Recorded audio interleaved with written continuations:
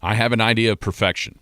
The perfect swing of the club or bat, the perfect form on the free throw line, that perfectly placed spiral football, and especially those perfect grill marks on a high-quality cut of locally sourced prime beef. It takes lots of time to perfect quality, but a quick, simple call or message to Tucker Family Beef can put locally born, raised, fed, and processed beef in your family's freezer so you can practice and perfect those satisfying grill marks. Give Monty Tucker a call at Tucker Family Beef, 580-515-4477. If you build it, he will. It's the Skinny on Sports Podcast with Aaron Cowk. I throw balls far. You want good words? Data language. Talk real sports with a real man. Come after me! I'm a man! I'm 40! And now, here's the be-all, end-all, know-it-all of high school, college, and pro sports. Aaron Skinny Cowk with the Skinny on Sports. We're talking about practice, man. I'm the MVP. Good Wednesday morning out there, Western Oklahoma. Welcome to the Skinny on Sports right here on 98.1 FM, The Sports Animal. Glad to have you along for the next hour. What's coming up on the show today, Jared? What do you think? If you just had to flat out guess, what do you think we'll be talking about? Let's really break down women's basketball. Yeah, that's not it. The NCAA championship game, because all we really talked about was the controversy. Let's really talk about the game. I think that's what we're going to do. Is that not right? That's not it. Oh, okay. I mean, that's nice thought. What else could we talk about today? You know, there's a few things that I've already got on tap for tomorrow. Did you see what Hugh Freeze fought up? I did. I like it. I've seen that I before. want to really talk about that. If you don't know, he was basically, instead of having kind of a spring game / scrimmage, you actually play somebody else. Would it be like a scrimmage where the coaches go, well, stop right here, and they go out there? You know, like, I don't know. Like I haven't looked. I just saw the headline. I like the idea. I love the idea. We're going to do that tomorrow also. My Tucker Family Beef of the Week is something that I'm almost beefing with myself because I didn't want to like this. I almost beefed with myself too. I didn't want to like what I'm going to beef with, but it looks like it has, at least to begin with, really worked. And I want to talk a bunch about, are we going to have the same thing?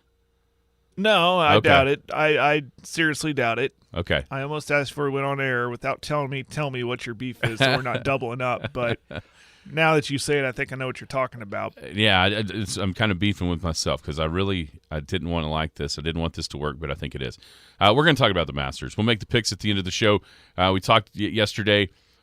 Make your picks. You can text them in. 225-9698 is the phone or the text line number. Make it your picks. Here's how you do it. You can pick anybody on the top three, but your fourth pick has to be somebody from outside of the top 25 in the official World Golf Rankings. I already got one sent in. I think that's... and a couple of those are some familiar names. Yeah. On mine, anyways. Oh, really? Maybe not in that order. So that's how you do it. Yeah, this isn't a contest. We're not giving away a prize. Well, we're going to give. You know what? I need to figure out how to set up the. Sayre National's giving away a golf bag. That's great. Thanks, Jimmy.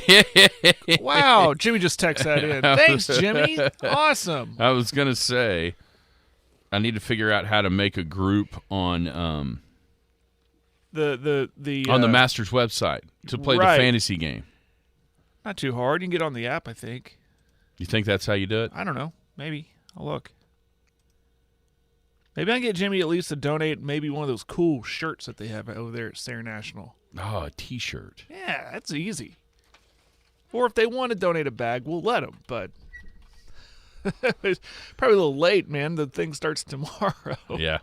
Should have been thinking about this earlier. Yeah. It's all right, though. Those picks came from a guy whose team is well behind mine in the standings in the NL Central. Oh, look at you. Yeah, we should have talked about the Rangers before they lost 2 in a row now. Yeah, the old Brew Crew. Wonder how the Mets are feeling. The Mets have taken a 10-0 and a 9-0 demolition so far. Yeah, there it is. I knew there was a fantasy game. I just got to create the group. The group will obviously be Skinny on Sports. So I'll get that created. And then we can play the Master. Everybody can kind of play along with the Masters fantasy. It's like you pick a former champ, an international guy. They lay it out for you on how you have to pick those. So we'll talk a bunch of Masters today. We've got our beefs of the week. Also, Thunder last night fall to the Golden State Warriors, 136-125. It was entertaining as all get out for 3 quarters, and then the Warriors pulled away and won. So now, but the Thunder, because everybody else around them keeps on losing, the Thunder still control their own destiny. We'll talk about that. Spring sports update from a couple of different sports, and then the beef of the week right here off the top of the show. 225-9698 is the phone or the text line. 225-9698. Give us a call, shoot us a text. Talk about any of those things. Whatever else might be on your mind, feel free to chime in. 225-9698 if you're going to be outside the listening area. A couple ways to stay in touch with the show. Log on to kadsam.com. Download the app. The app's got it all. It's got the Penny News. It's got 3 radio stations. Penny News, brand new edition of that Penny News, hit the website last night at midnight at thepennynews.com. You can check out that. We'll be headed to get the actual Penny News today, so you can pick that up and hold it in your own hands. Some places tonight, most places by tomorrow. And then the podcast, the Skinny on Sports podcast, is available on iTunes. It's available on kadsam.com. If you missed the show entirely, go back check that out. And now it's on Amazon Music. It's on Spotify. I'm told Android. I don't know what that is. It's just a phone, isn't it? It's just in the email. It says Android. Okay. I don't know if Android hosts podcast. I don't know. Whatever. So we've kind of expanded where the podcast is actually going to. Not only just Apple, but if you're an Amazon Music subscriber, I don't know if you have to subscribe. Spotify. So some more outlets there. So that's good. Okay, so here's what I'm going to do. What are you doing? I'm creating this on the fly. Oh, you're doing it? I was going to do it too. I'm going to create this on the fly, and everybody. Okay. You got it figured out? So there's my past champion. You're putting your picks in and everything? You got to put your picks in, then create the league or the group. Okay. Will you do that? I'll do it as we move along, and then that way it'll be set up by the time we get done. Yeah, by the time we're done. Yeah. That's right. Last night, Thunder fall to Golden State, 136-125. Man, it was a fun game. It was an entertaining game. It was a close game for a lot of it. And then about midway through the fourth quarter, Golden State offensive rebounding just killed the Thunder. On one particular play, they got an offensive rebound. Steph hit a 3. Thunder turned it over. Draymond gets a layup, and all of a sudden the tie game is 5. Degnault gets a tee. Frustrated with the officiating, and that was kind of it. The Thunder never really got all the way back in the game after that. And so Oklahoma City, though still with 2 games left, one at Utah, which the Lakers did the Thunder a big-time favor last night, almost blowing that game to Utah. Instead, they held on to win. And so Oklahoma City still in control of their own destiny. They play Utah tomorrow night. Then they finish up with Memphis at home. You wonder how much Memphis will have to play for, so that could be a break for Oklahoma City seeing the Grizz at that time. So 2 wins get you in the play-in. You lose either of those games, especially if it's that game tomorrow night in Utah. It's hard to see the Thunder actually getting there. Like almost that the Utah game, I think, is because of what you said about Memphis. I'm not sure they're going to be 100% as far as playing everybody, not right. health-wise, but Utah's still obviously playing for something too. So Utah looks like a absolute have to win. Control your own destiny. Only worry about what you can control if you're the Thunder, and that's a big part of it, is winning at Utah. Should be a good one. They played good last night for 3 quarters, just that fourth quarter. I didn't watch, and I was getting updates on my phone. Saw if they led after the first, or leading at half, really close at the end of 3. I thought, are they resting Curry? Or, no, he played. But Thunder played inspired last night, and clearly with the way Dagnall got that tee, I saw some banter on the social media. It's like, this guy clearly wants to win, right? I mean, it's not one of those, process type games. They were wanting to win that game.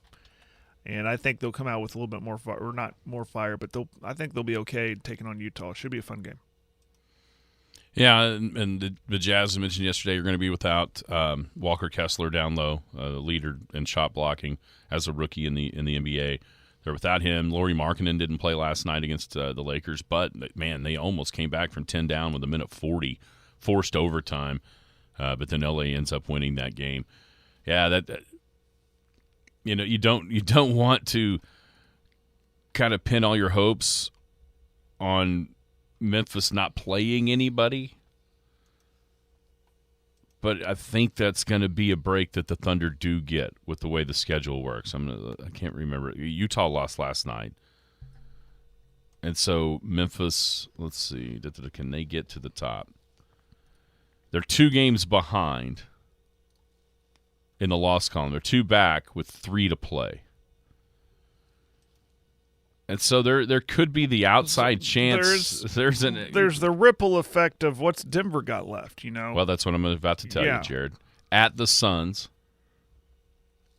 Thursday, at Utah Saturday, and then Sacramento Sunday at 2:30. Which isn't that what time? That's Memphis, Oklahoma City play at the same time. So you're not going to get that break of playing later and already knowing Denver beat Sacramento. Okay, never mind, Ja. You're setting, whoever else you're setting. At Phoenix, at Utah, I mean, obviously the Nuggets could do Oklahoma City a huge favor, even in a loss to Utah, if they were able to win that game. But, man, that's – at Phoenix, at Utah, gosh, that loss last night at Houston that Denver suffered, just an inexplicable loss. That's one that has a big-time ripple effect all the way down to the Thunder. Because you win that game, then you're 3 up with 3 to play, and all it takes is one Memphis loss, one Denver win, and the thing is sealed. Mm-hmm. Now you've got the possibility of getting swept and Memphis sweeping, so that's something we're probably not going to know until, maybe even tip-off time or the day before, whatever, how Memphis is going to play that. And then it could also be something, when you start to look around, maybe a team has somebody picked out, these top 2, have somebody picked out that they think could be a play-in team, get into the 7th seed. Maybe Memphis is more comfortable with the matchup of who they think might be 7th. Right, yeah. As opposed, Thunder have kind of rolled it up on them at times. Maybe they would rather play somebody besides, if Oklahoma, right. It's hard to project that, though, with 4 teams in that play-in deal. So, but Thunder, it's simple. Win 2, you're in, no matter what else happens around you. You lose, especially that Utah game, then things start to get a little bit hairy with 2 games left. Dallas losing tonight would go a long way into helping the Thunder out, because at that point, then they would have that game in hand. They would have they would essentially have a mulligan, especially if Utah would lose another game, as far as Dallas goes. And that game tonight against the Kings, so Sacramento could do the Thunder a big time help if they could win that game. Got some spring sports updates for you. I actually went out to Ackley Park yesterday and watched Elk City play Kingfisher. Yeah. The Elks completed the sweep of that 2-game district series, 14-0 over the Yellow Jackets. Man, it was a tough day to be an outfielder yesterday, dude. Oh, it was such a tough day to be an outfielder with that wind blowing and really the dust in the air. It was hard to see the ball. It was just – and Kingfisher probably made some mistakes that they wouldn't normally make that allowed the Elks to kind of pour it on. So Elk City wins 14-0. They're now in a 2-way tie. It was a 4-way tie heading into this week in District 4A4. Now that tie is down to 2. with Elk City and Weatherford as the Eagles swept Clinton 25-11 in the first game. I think they beat them 9-5 yesterday. So Elk City and Weatherford on top, Kingfisher and Clinton tied for third. Those series look like this next week. Elk City will get Clinton, Weatherford will get Kingfisher, and then the following week it'll be the Elks and Weatherford, Kingfisher, and Clinton. So everything's going to become – that muddy picture starting this week will clear right up after when we're sitting in here 2 weeks from today. Looks like all roads point to Elk City, Weatherford for the top of the district. The one advantage I think the Elks have, I'm sure the tiebreaker is the differential. Mm-hmm. So far, the Elks have gotten the 10 run differential in every single district game. Weatherford has an 8-4 win over Woodward, so they're missing 6 runs there. And then last night, with the 9-5 win, they're missing those 6. So, the Elks, you don't want to think like this, but if things hold where they are right now after next week, then you could afford a split and still win that's not what you want to do, obviously. No. You want to go ahead and win both. Take care of them all, yeah. That's something that might come into play there as a possibility in that series. But first things first, Elk City and Clinton, that's something that's going to be fun. And next Monday, if you haven't seen it yet, you get a chance to see Cash on the mound at home in Ackley Park. So that could be a treat next Monday against Clinton. I don't think I'm doing anything. I might have to. I'm sure it's a 5 o'clock start. Head on over there. Yeah, it'd be fun. Also yesterday, Elk City tennis. Both teams won. Oh, they're played home. Tennis they played tennis here yesterday, and both Elk City teams were victorious. And then something that we haven't even really mentioned yet, but we noticed on the football field that there was an immense amount of speed out there. Oh, yeah. Yeah. That's carried over to the track. The 4x100 meter relay team for Elk City, at least in 4A, they have the state's best time. They improved on it yesterday, 43.3, and Devin finished into that wind. School records like 42.48, and they're right around yesterday, probably sub 43 if he's not running into that wind to finish. So they got the best time in 4A this year. They moved up. On Saturday, I think it was, they went to Edmond, and it was nothing but 6A, 5A schools. That team finished 5th. Wow. And were beaten by just, the Stillwaters and Bixby's and that kind of. Yeah. So a really good opportunity for that 4x100 meter relay team to be the state champ. Do you know who that in is? Class Do you 4A. have the names? Yeah, it's Cooper Garbarino, Cooper Patton, Matthew Thompson, and Devin Simmons. All guys we saw fly up and down the football field at different times. That's funny. At one point during the season, talking with some other guys, and the discussion went to who's the fastest on the team. Well, I think right here, I don't think that proves it, but it's pretty cool that all 4 of them are on the same team and they're relaying right there. That's pretty cool. Yeah, and another guy that would have been in the mix had he not gotten hurt would have been Tucker Garza, that we saw little flashes from. Yep. He'd have been in that mix as well, I think, at least kind of pushing each other on a daily basis. But, yeah, that's fun stuff there. And then it's not – listen, we don't just celebrate the academic athletic achievements. I'm glad you saw that. We celebrate the academic achievements. The Oklahoma Girls Basketball Coaches Association academic all-state team came out. Addie and Jordan Hoffman are on that team from Weatherford. Bregan Barnett, who is not only a great basketball player, she's also one of the best shooters with a shotgun in the state of Oklahoma, and she's also the valedictorian out at Merritt. So Bregan was on this academic all-state team. Sydney Hampton from Thomas. But then, what an unbelievable accomplishment. 5 Elk City Elkettes are academic all-staters. Campbell Rainey, Jill Metter, Riley Wyatt, Abby Jo Robbins, and Kira Koslow. Congratulations to all 5 of those ladies for being able to be named onto the academic all-state team. Everybody else as well, obviously. That's a heck of an accomplishment for all those gals. So congratulations to everybody there making it onto that academic all-state team. And Coach Ham's got to be just proud as he could possibly be to have 5. I've never even seen that. And it's one thing to have that, 2. Yeah, I saw that list and I scrolled down like 1, too. I'm like, oh my goodness. They have a whole 5 5-woman rotation. That's cool. That's academic All-State. So good job, ladies. Good job. That's your role models on the court and obviously off the court too. That's cool. 100%. I don't know, some interesting things going on in Elk City girls basketball. Oh yeah? Yeah. Like a Hall of Fame coach is going to coach the 7th graders. It's pretty awesome. What? Okay. Interesting. Yeah, I'll say. Skinny on Sports coming back. Tucker Family Beef of the Week next. I have an idea of perfection. The perfect swing of the club or bat, the perfect form on the free throw line, that perfectly placed spiral football, and especially those perfect grill marks on a high-quality cut of locally sourced prime beef. It takes lots of time to perfect quality, but a quick, simple call or message to Tucker Family Beef can put locally born, raised, fed, and processed beef in your family's freezer so you can practice and perfect those satisfying grill marks. Give Monty Tucker a call at Tucker Family Beef, 580-515-4477. The Skinny on Sports.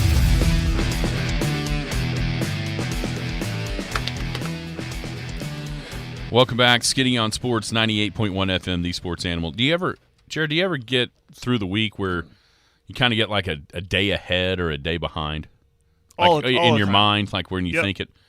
All the time. I clearly did that last night when I was doing the logs. What day did you think today was? Thursday.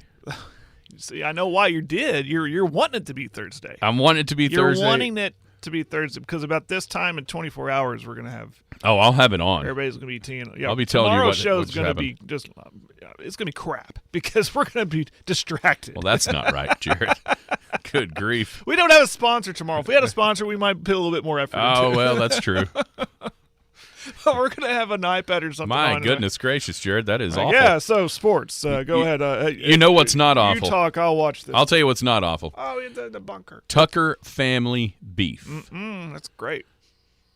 Tucker Family Beef is not awful. Matter of fact, it is one of the most delicious things you can possibly consume around your dinner table.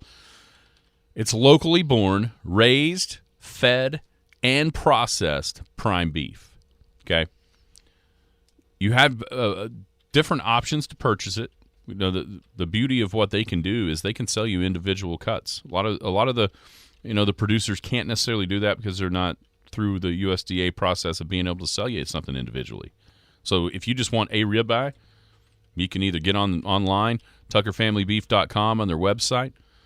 Go check it out on their Facebook page as well, the Tucker Family Beef Facebook page. But you can order just a ribeye if you want to try it out. Once you do that, you're going to decide, you know what, I want more of this. Yeah.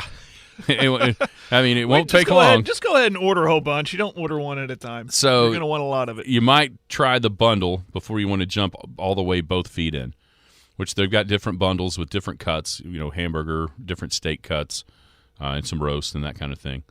Or you'll probably just decide, and I know that there's this is definitely available right now, and it can be in your freezer by May 1st.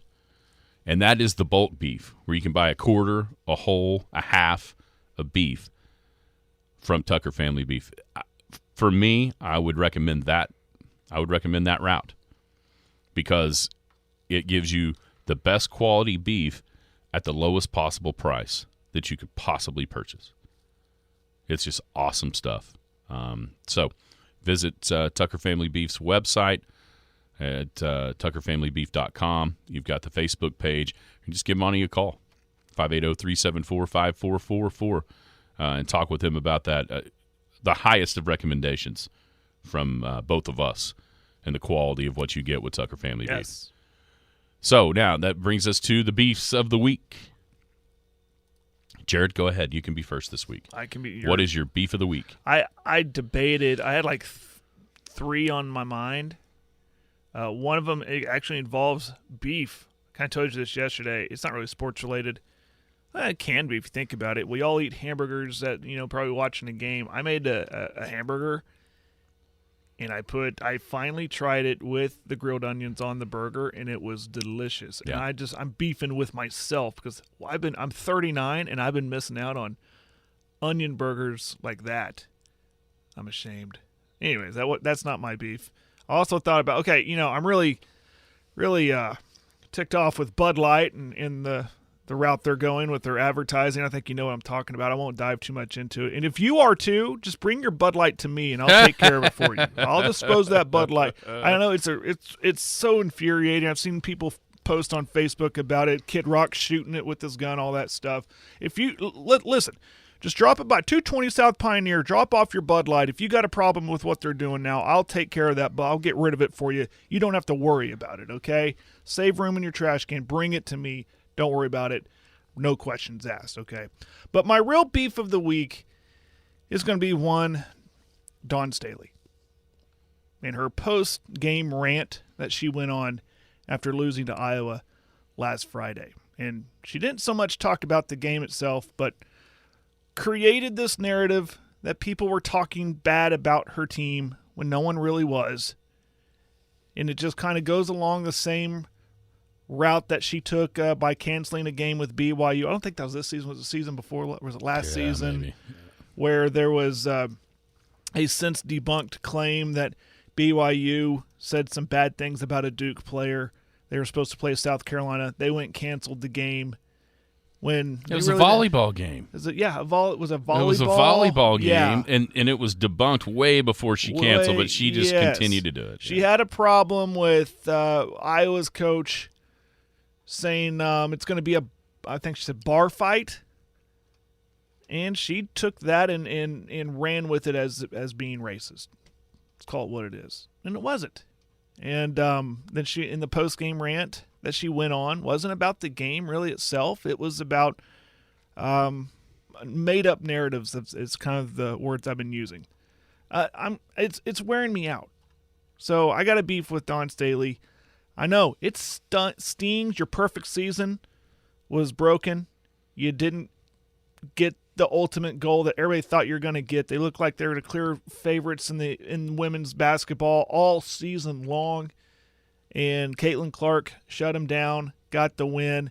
She didn't like it, so she tried to change it from not the fact that you lost the game, but the fact that other people around you aren't what you say they are. I got a problem with you, Dawn Staley. That's my beef of the week.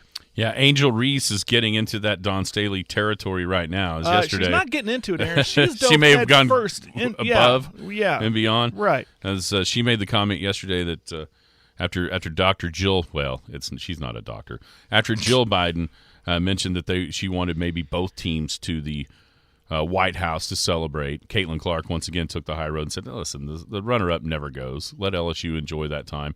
Angel Reese said, we don't want to go see the Bidens, but we would go to the Obama's house. Wonder why she said that.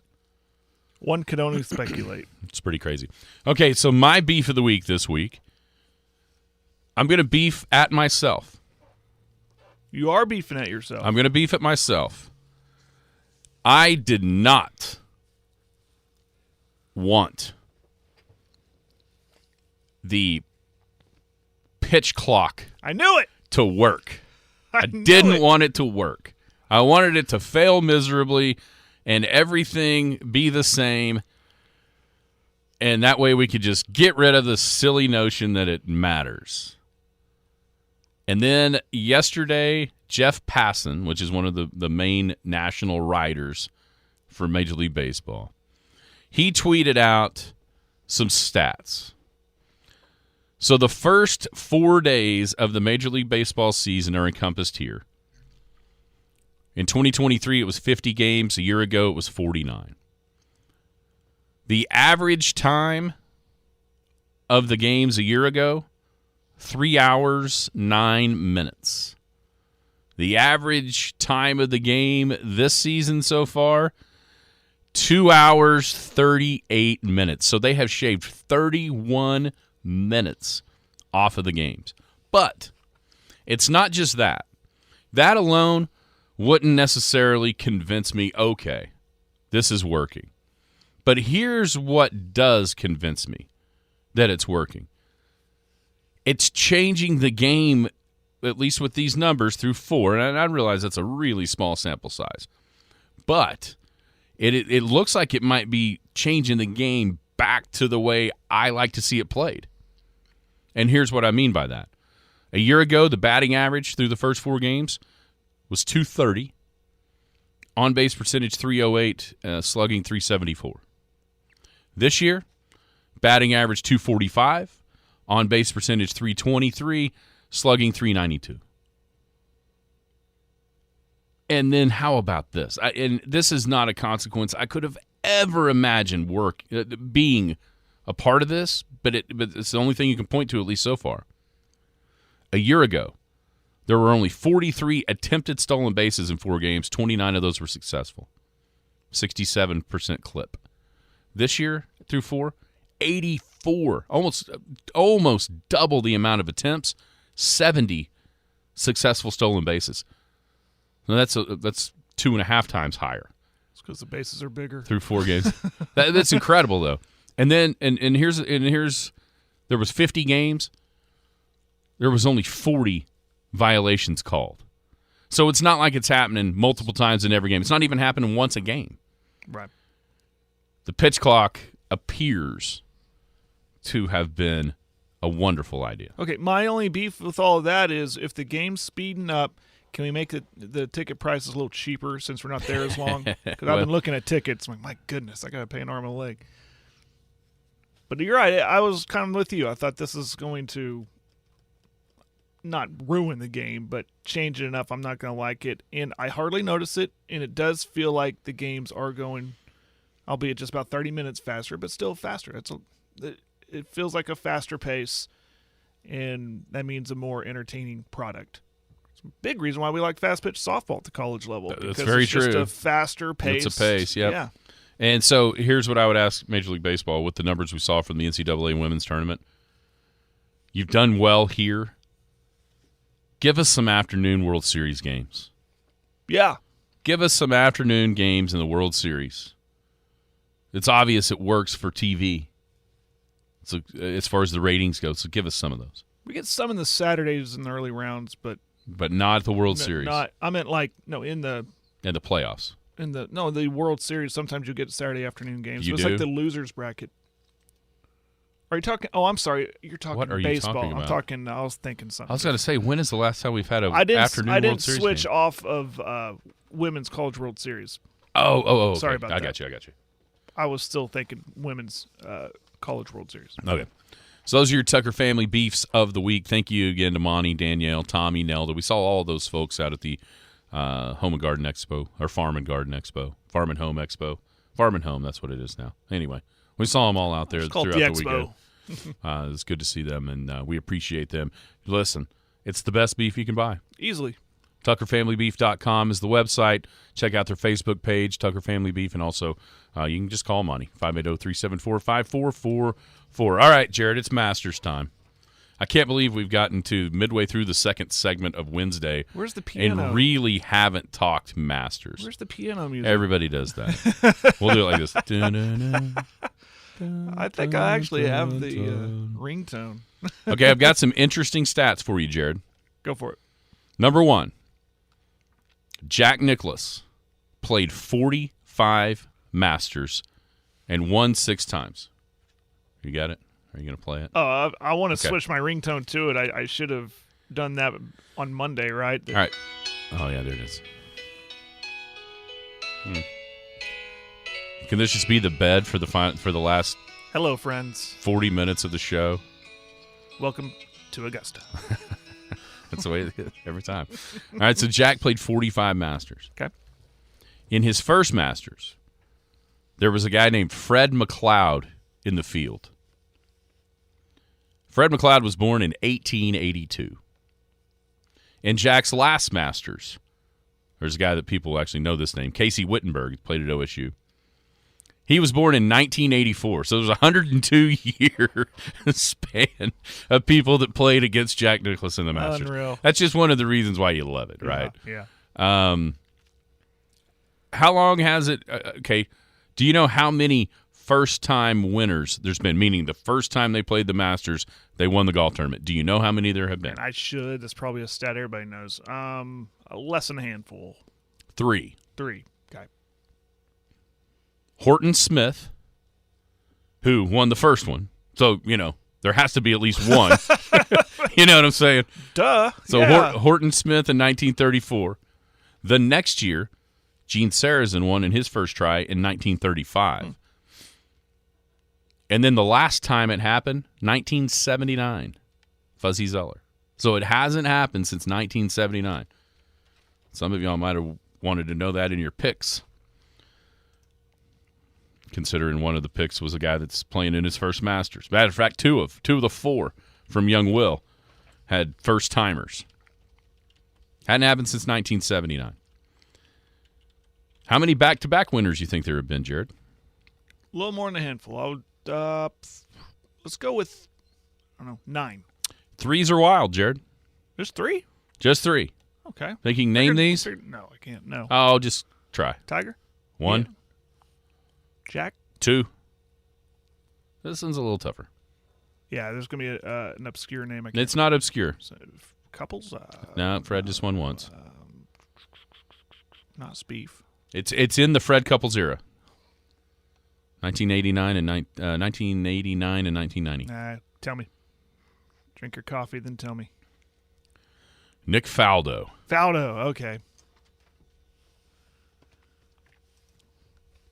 It's not how it works, Dakota, but You get to pick 3, Dakota. 3 and then a you can dark horse from outside the top 25.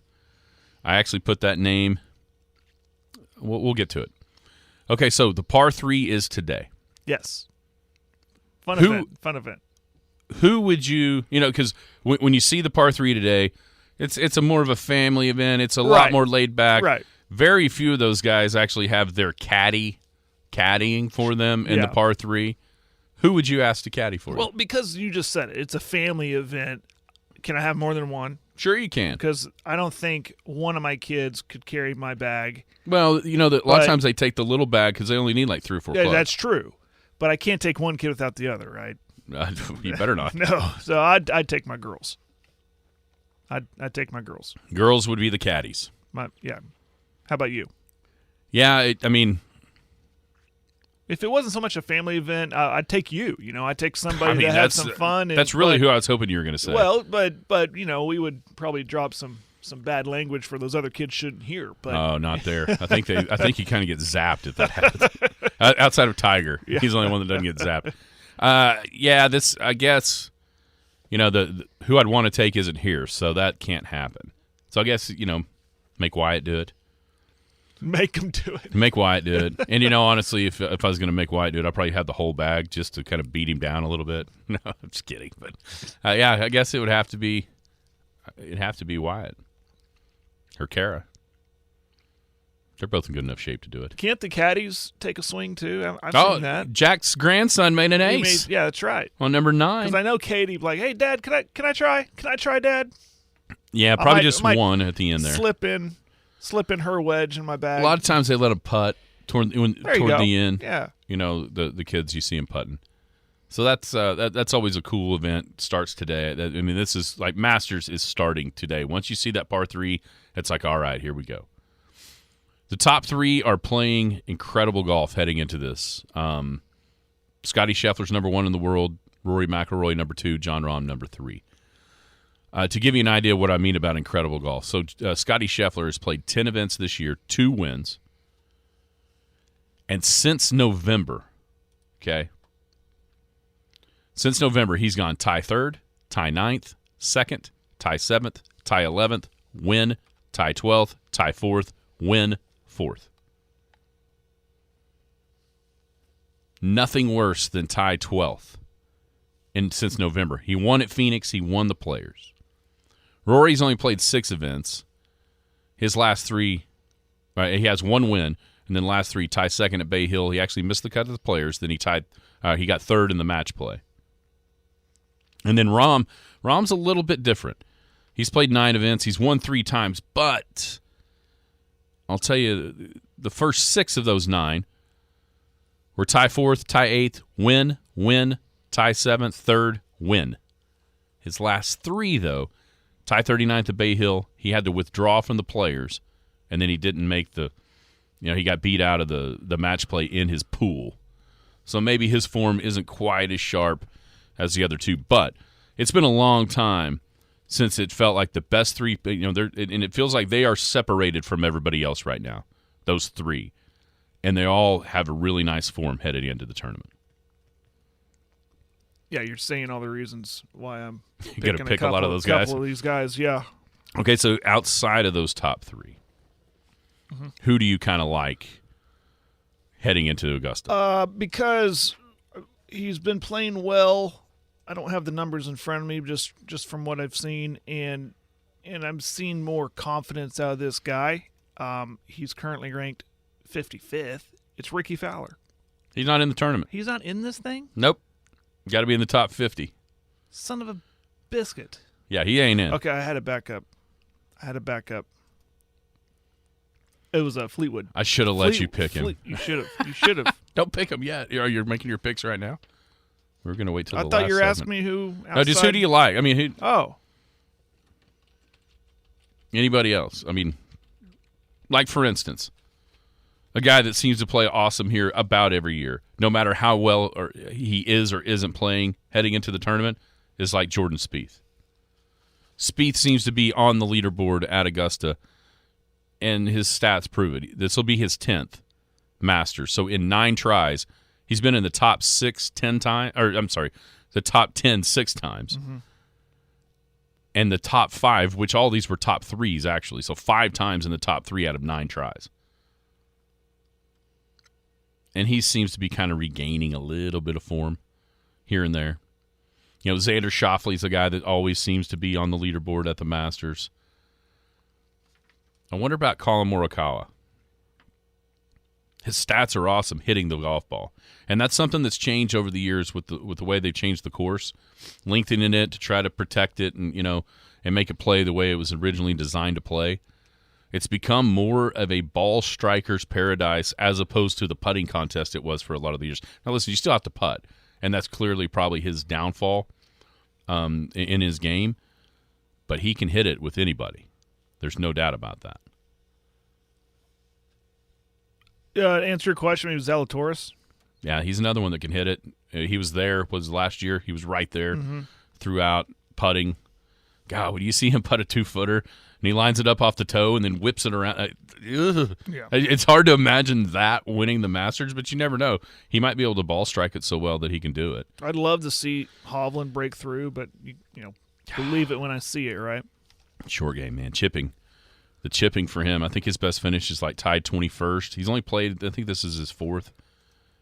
But it's hard to see that with the way that he just kind of a one-trick pony around the greens. He doesn't seem to have the shots required, at least yet.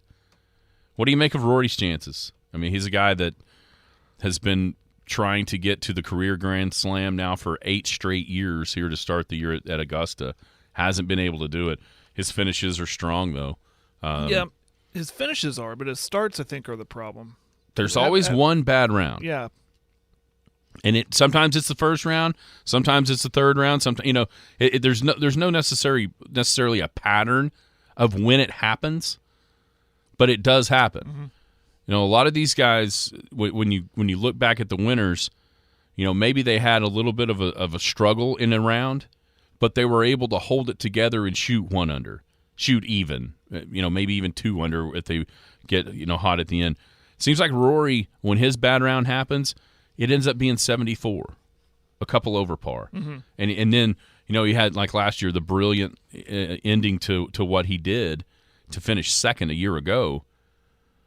But it wasn't really in contention second, right? I mean, he came and he shot the great final round.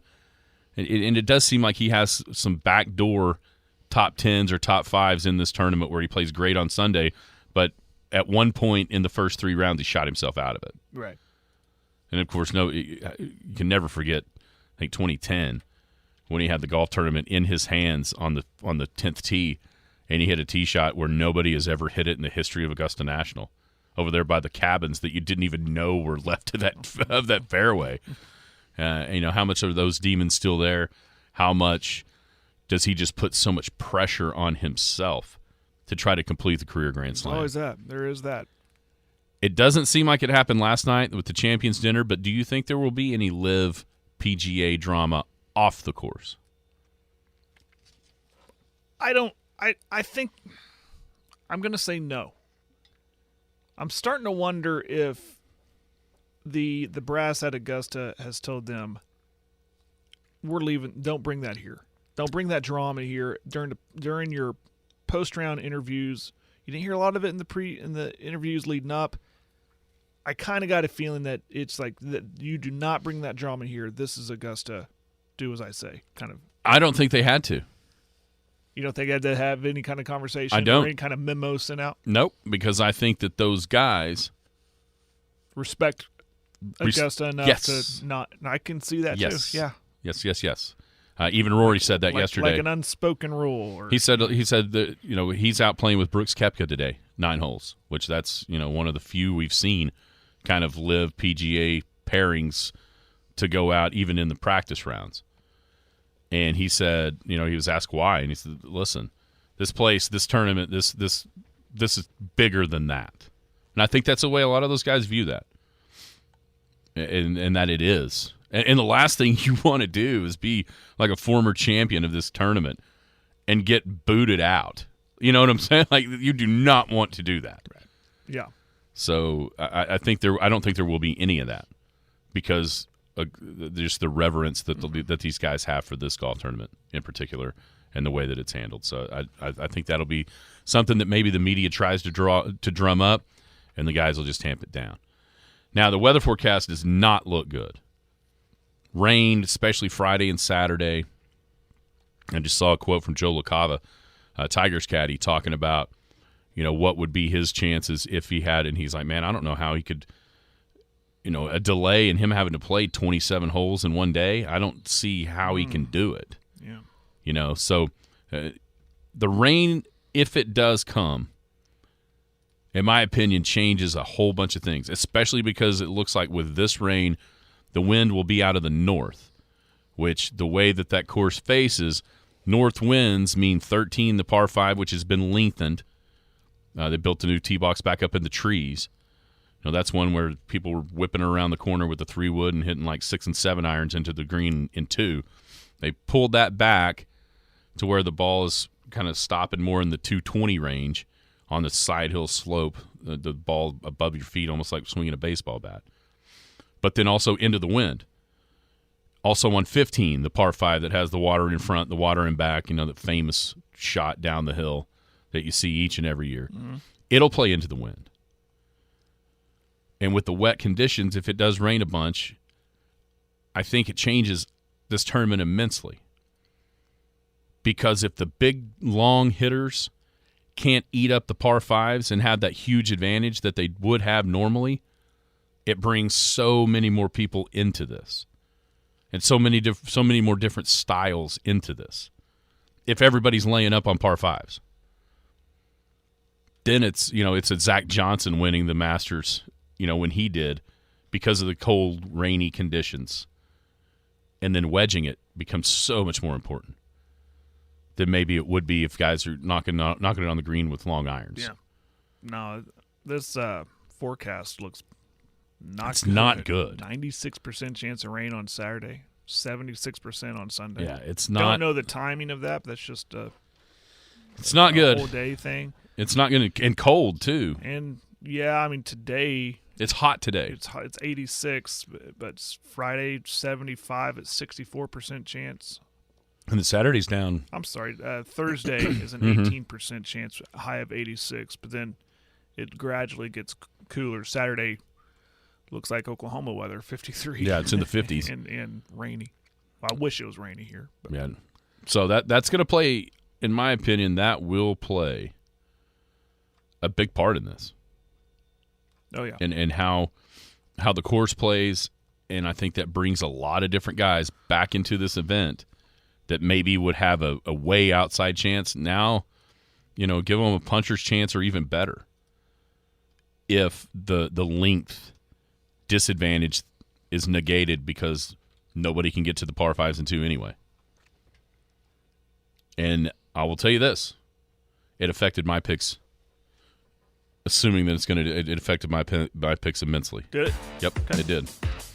So give us yours, 225-9698. Top 3 plus a little bit of your Your dark horse has to be outside the top 25 official world golf rankings. We'll make our Masters picks coming up next on a Tucker Family Beef Wednesday. It's Skinny on Sports right here on The Sports Animal. I have an idea of perfection. The perfect swing of the club or bat, the perfect form on the free throw line, that perfectly placed spiral football, and especially those perfect grill marks on a high-quality cut of locally sourced prime beef. It takes lots of time to perfect quality, but a quick, simple call or message to Tucker Family Beef can put locally born, raised, fed, and processed beef in your family's freezer so you can practice and perfect those satisfying grill marks. Give Monty Tucker a call at Tucker Family Beef, 580-515-4477. Are you crying? Are you crying? The Skinny on Sports. There's no crying in baseball!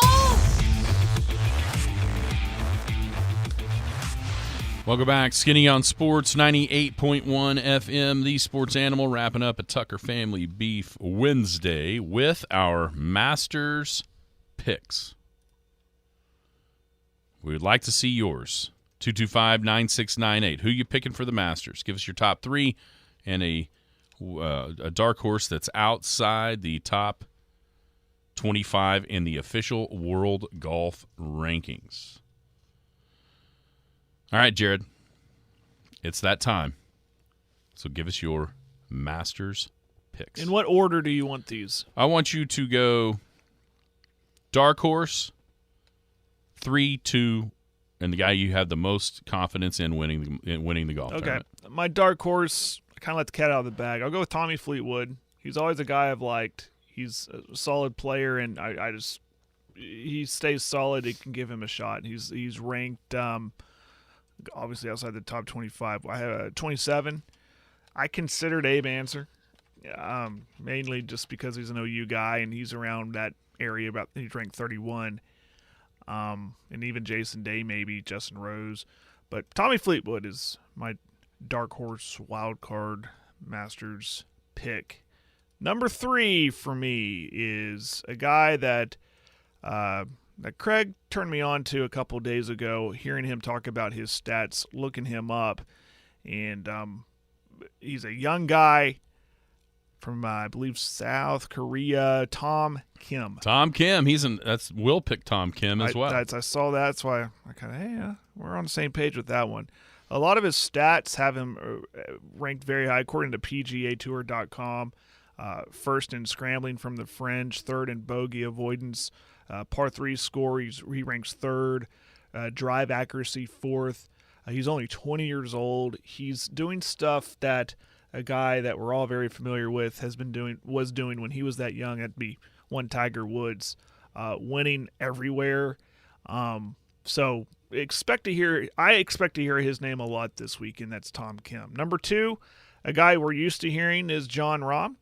I know a little apprehensive because of how he's finished and then how he hasn't played the last couple of weeks, but he's a competitor. I think he'll show up this weekend as well. We all know about his stats. And number 1, we mentioned the back-to-back winners. I'll go with Scheffler, number 1 man. I think he's playing great golf for everything you said earlier, and that's what I really lean on. I kind of keep going with how I picked the NCAA basketball tournament. Who is playing hot? Who's doing good right now?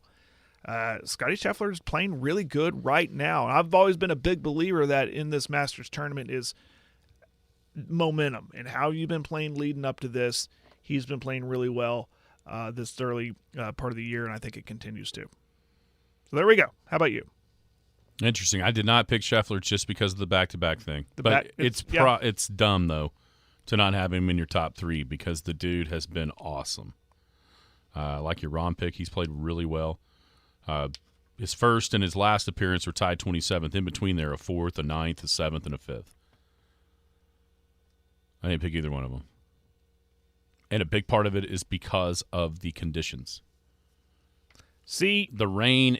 I'm not good at evaluating who plays good in bad weather and who doesn't. I'm not good at that. I just really go with overall talent, good or bad weather. I just stuck with it like that. So, all right, Dakota's got Koepka, Cam Smith, Tony Finau, and Justin Rose. I felt like it was cheating to pick Koepka as my dark horse. He actually picked him to win the tournament, though, so it's not like he did that. Will picked Rory, Cam Smith, Tom Kim, and Sahith Theegala as his dark horse. That'd be a good story. A couple of first-timers there in Will's four-man lineup. I always go with experience around this joint. Yeah. Always. Yeah. And you mentioned who I picked as my dark horse. I picked Jason Day. He has been rounding into form. He's been hurt a little bit over the last handful of years. But when you look at what Jason Day has done at the Masters, 4 top 10s, 3 top 5s. And then he's been hurt the last couple of years. But then his game overall, tied 5th, tied 19th, tied 10th, tied 9th, 5th, tied 8th, tied 7th, tied 8th. He's been playing well, and he has a nice Masters pedigree. So I went Jason Day as my dark horse. I've got Rory third. Rory's been good here. 7 top 10s, 4 top 5s in his 14 appearances. So half the times he's played, he's been in the top 10. It feels like he has ironed out the driver issues that he kind of had at the first of the season. Played great down at the match play. Could have won Bay Hill. Got that miscut in between there at the players that makes you a little bit concerned. But eventually he's going to win this golf tournament and complete the career Grand Slam. He's just going to. So I've got Rory third. And then these next two are strictly because they've had success here and because of the conditions, which means wedging. I've got Spieth second. In 9 Masters, he's made the top 10 6 times, 5 top 3s of those 9 appearances. He's starting to round into some form, but there's something about this place that he plays well. He missed the cut last year, but I'm going to let that just go as an anomaly. And then my pick to win it is a guy that I think is the best. He's the best wedge player that has a chance to win with the most shots. Like if you just said who's the best wedge player, it'd be Tiger or Phil. You know, but those guys aren't winning. But this guy has all the shots. And I think a big part of what's going to happen this week when it starts raining and the thing gets soft is being able to play different shots with wedges to control the spin. Control things. On layups to par 5s if the wind blows and it forces you to, all those different type of things. And there's one guy that, to me, has separated himself in being able to hit all the shots with the wedges, and that's Justin Thomas. Justin Thomas he plays golf shots. He plays golf, not golf swing, not, he doesn't just have this like cookie-cutter mentality to the game of golf like a lot of these guys do, just bomb it down there, rip a wedge back, da-da-da. He can play all the shots. And I think that's going to be – it's always required around there to a certain extent, and I think that gets it even more in being able – when you can't just bash it into the par 5s and 2, if you have to start laying up even the long hitters, his variety of shots with the wedges is why I picked Justin Thomas to win the Masters this year. And without the weather, I don't think I would pick the same group, honestly. But with those conditions and with it kind of bringing everybody playing the same course, even Tiger said it yesterday. He goes, 15, a lot of times you got 3s and you got 7s. He said this year I think you're going to see more 4s and 5s just because everybody's playing the course the same way. Yeah. And that's where I give Justin Thomas a huge advantage. I hate not picking Schauffele. It seems like I always pick Schauffele. I didn't. Tony did. Tony Loudon. He's got Scheffler, Cam, a lot of Cam love. X, Schauffele, and then Adam Scott as a dark horse. That's a former champion as a dark horse. So it's going to be fun. It's going to start tomorrow. I just hope the rain doesn't ruin it. But you know what would be kind of cool? Rolling over to Sayre National on Monday and having it on the big screen watching the final couple of holes. That wouldn't be the worst thing of all time. That did cross my mind. Yeah, it could be a Monday finish. Could be finishing up on Monday. It's a very real possibility. All right, so you can still get your picks in. I'll set up that the fantasy game on masters.com. Our group will be Skinny on Sports, so we can all play along and enjoy the festivities at Augusta National. Par 3 today, and then the tournament gets started tomorrow. Everybody have a wonderful Tucker Family Beef Wednesday. We'll be back tomorrow right here on 98.1 FM, the Sports Animal. You've been listening to the Skinny on Sports podcast with Aaron Cow. Be sure to hit that subscribe button to get alerts of when the latest podcast is available. Thanks for listening.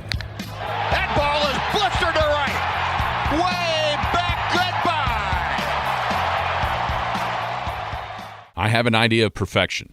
The perfect swing of the club or bat, the perfect form on the free throw line, that perfectly placed spiral football, and especially those perfect grill marks on a high-quality cut of locally sourced prime beef. It takes lots of time to perfect quality, but a quick, simple call or message to Tucker Family Beef can put locally born, raised, fed, and processed beef in your family's freezer so you can practice and perfect those satisfying grill marks. Give Monty Tucker a call at Tucker Family Beef, 580-515-4477.